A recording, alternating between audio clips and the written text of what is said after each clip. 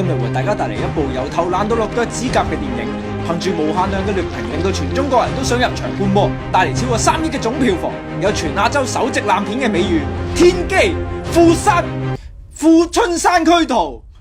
為你介紹我哋嘅主角劉德華，一部由劉德華帶領、充滿劉德華味道嘅電影，入邊有劉德華飾演一個好有劉德華味道嘅劉德華角色。林志玲，自從波多野結衣喺台灣紅起之後，佢就沒落得無聲無息。只要有佢嘅出現，電影就保證唔會好睇。I love you。故事講述一個充滿假貨嘅國家入邊，一班特務假扮唔同嘅人去偷一啲假冒嘅國寶，而假扮占士邦嘅香港警察特務更會假扮自己老婆用假貨去換翻嗰件好啲嘅假貨，途中被林志玲假死呃到，最後打戴住假面具嘅大佬拎翻假國寶。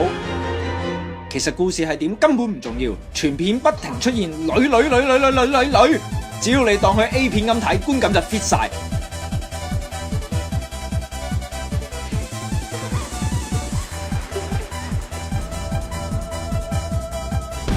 方文 promise 二姐二還，唔夠喉嘅話，波多野結衣仲可以滿足你對佢唔同造型嘅慾望。空姐護士 SM 出浴，男人和尚冇隔野外露出。值得留意嘅係，電影用上媲美 Cat TV 嘅最新科技綠幕拍攝。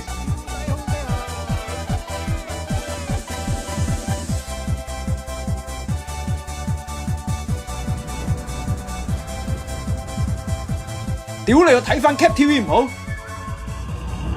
主演劉德華、波多野結衣、劉德華、王祖藍、鬼佬 KF 以及劉德華。